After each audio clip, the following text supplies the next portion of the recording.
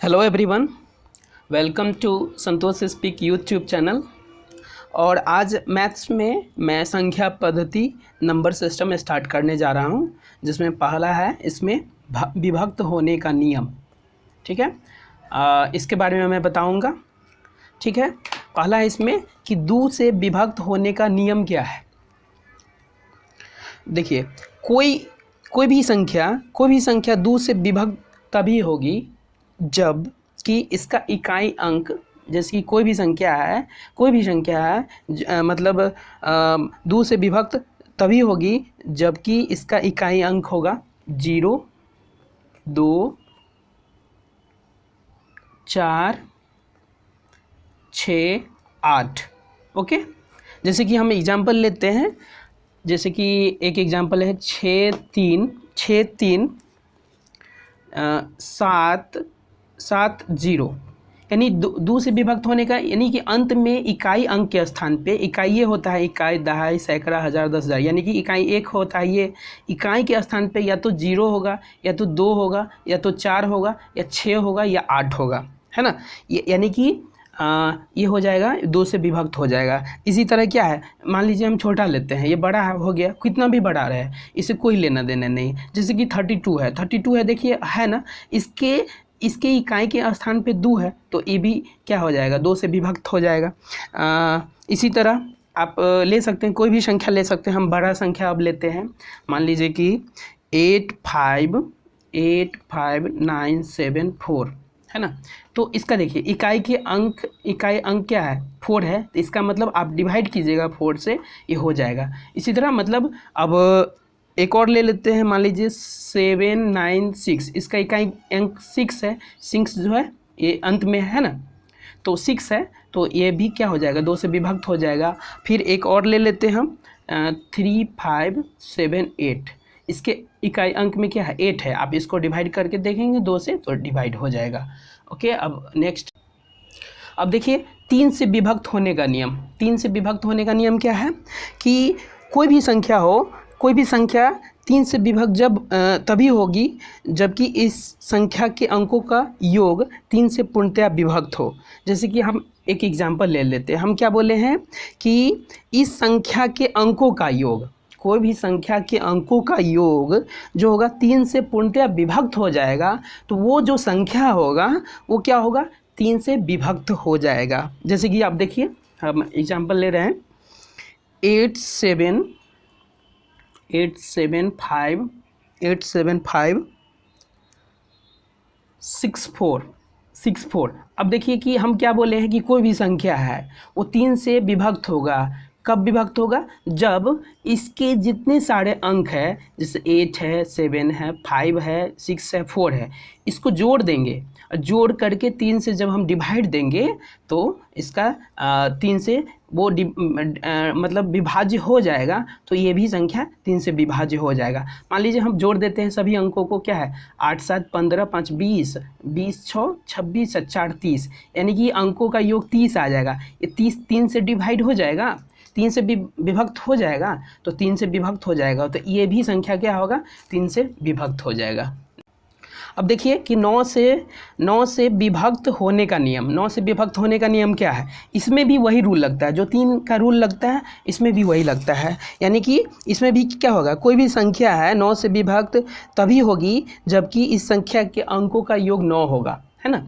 तो हम उदाहरण ले लेते हैं इसका। जैसे हम ले लेते हैं 6, 8, 7, 9, 1, 5, 3। अब देखिए कि इसके अंकों का योग, हम क्या बोले हैं कि 9 से विभक्त होने का नियम क्या है, इसके जब कोई भी संख्या होगा, कोई भी बड़ा संख्या होगा, जब हम उस संख्या के अंकों का योग करेंगे और योग जब 9 से विभक्त हो जाएगा तो ये भी संख्या विभक्त हो जाएगा। अब देखिए हम जो बोले हैं उसको हम करते हैं कि 8 6 क्या हो जाएगा, 8 6 14, 14, 14, 7 21, 21 9 30, 1 31, 31 और 5 36 है, 36 और 3 39 हो जाएगा, है ना। यानी कि 9 से नहीं भी विभक्त होगा। 8 6 14, ये नहीं होगा विभक्त, है कि नहीं। यानी कि 39 आ गया, 39 आ गया तो 9 से डिवाइड करेंगे, 9 से डिवाइड करेंगे इस संख्या में, तो 9 से विभक्त नहीं होगा। अब हम मान लीजिए कि ये ले लेते हैं, हम सिंपल सा ले लेते हैं 6 4 8, ठीक है, हम छोटा संख्या ले लिए। अब देखिए 6 4 10 8 18, इसका अंकों का योग 18 है, इसका मतलब ये 9 से डिवाइड हो जाएगा। ओके, नेक्स्ट पे चलते हैं। अब देखिए कि 4 से विभक्त होने का नियम क्या है। 4 से विभक्त होने का नियम है, कोई भी संख्या हो, कोई भी दिया गया संख्या है, 4 से विभक्त तभी होगी जबकि इसके दहाई और इकाई अंकों से बनी संख्या 4 से विभक्त होगा। यानी कि क्या बोले हैं कि दहाई और इकाई से बनी संख्या 4 से विभक्त होगा, है ना। तो हम देख लेते हैं कि कितना, जैसे कि एक संख्या हम लेते हैं एग्जाम्पल के लिए 6 4 8 2 5, ये 5 और 4। अब देखिए कि ये बड़ा संख्या हम लिए हैं, ठीक है ना।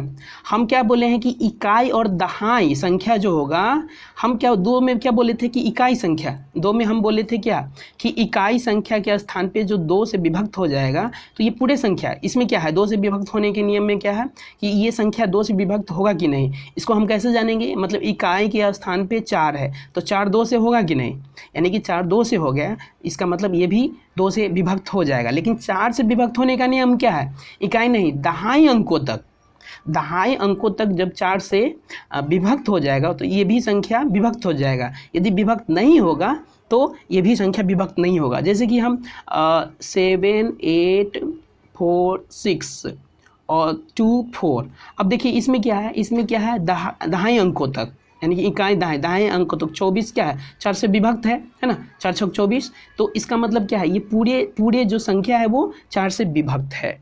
ओके, अब देखिए कि 8 से विभक्त होने का नियम क्या है।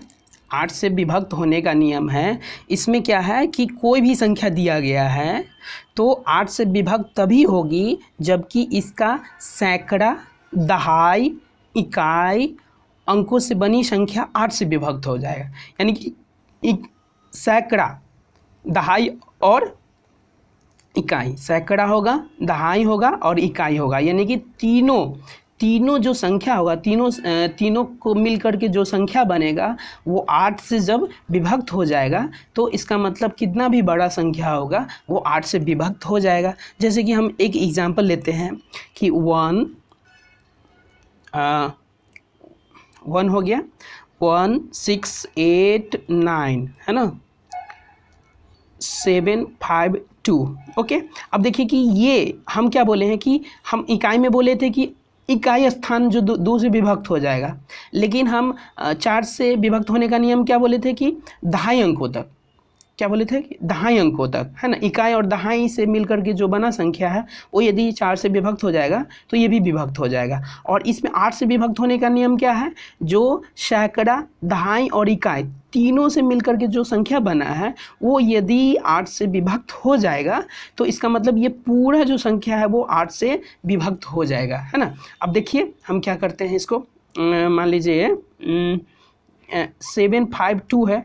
अब देखिए 8 से विभक्त होगा, देखिए 8 से 8 9 72 है, 7 2 3, यानी कि 8 चौक 32, यानी कि ये 8 से विभक्त हो जाएगा, है ना। तो इसका मतलब क्या है कि ये पूरे संख्या 8 से विभक्त हो जाएगा।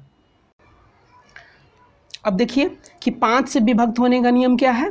5 से विभक्त होने का नियम क्या है, कोई भी संख्या दिया गया है, यदि 5 से विभक्त तभी होगी जबकि इसका इकाई अंक 0, यानी कि इकाई स्थान पे 0 होगा या 5 होगा, तो इसका मतलब कितना भी बड़ा संख्या हो वो 5 से विभक्त हो जाएगा। अब देखिए कि कैसे, जैसे कि 9 7 6 7 8 0, इसके अंत में 0 है, इसका मतलब आप डिवाइड करके देखेंगे तो क्या होगा, ये 5 से विभक्त हो जाएगा। इसी तरह हम दूसरा एग्जाम्पल ले सकते हैं 2 6 9 7 5।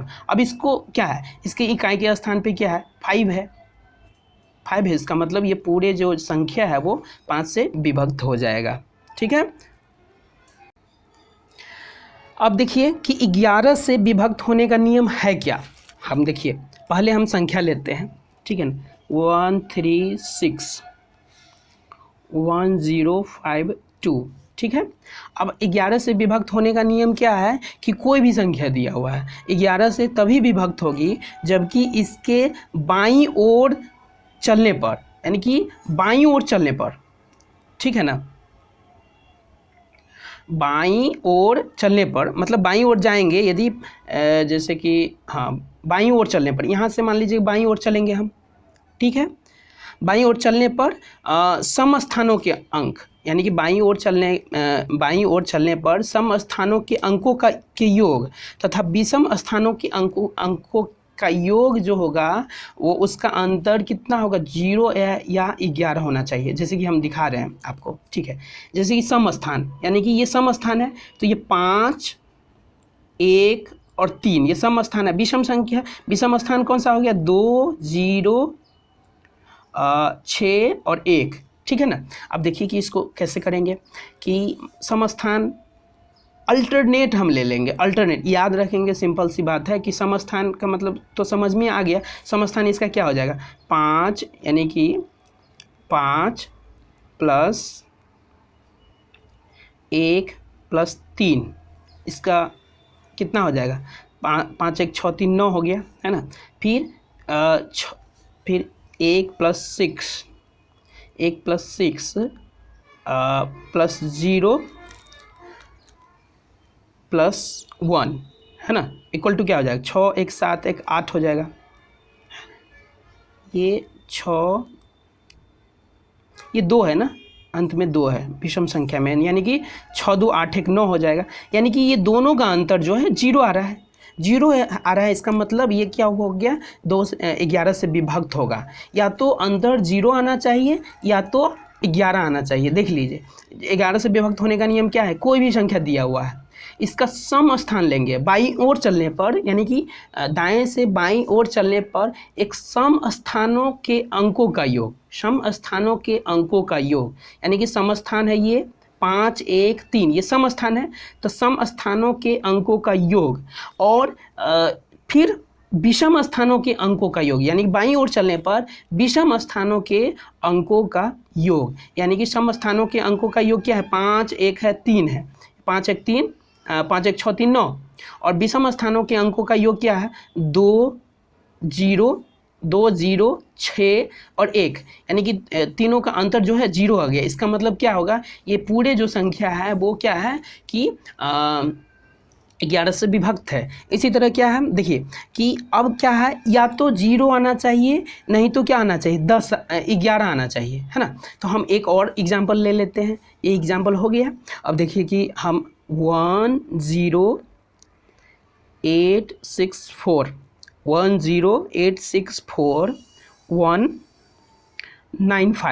अब इसका हम एग्जाम्पल लेते हैं। अब देखिए हम क्या बोले थे कि बाईं ओर चलने पर सम स्थानों के अंकों का योग, यानी कि सम स्थान ये 9 हो गया, 4 हो गया, 8 हो गया और 1 हो गया। अब इसको हम देखिए जोड़ रहे हैं, यानी कि 9 plus 4 plus 9 4 plus 8 plus 1 equal to क्या हो जाएगा इसका, 9 4 13 13 7 20 1 21 2 22, इसका 22 हो जाएगा, है ना, 22 हो गया। अब इसका देखिए विषम स्थानों के अंकों का योग 5 1 6 0, यानी कि 5 प्लस 1 प्लस 5 1 प्लस 6 प्लस 0, यानी कि 5 1 6 6 12। अब इसका अंकों का योग कितना आ रहा है, ये 10 आ रहा है, 10 आ रहा है। इसका मतलब क्या है, 11 से डिविजिबल नहीं है। यदि यहीं क्या होता 11 आ जाता तो क्या हो जाता है, मतलब ये डिविजिबल 11 से विभक्त हो जाता। तो ओके, क्लास को आज यहीं रखते हैं, कल हम प्रश्न लेकर के आएंगे। Okay bye.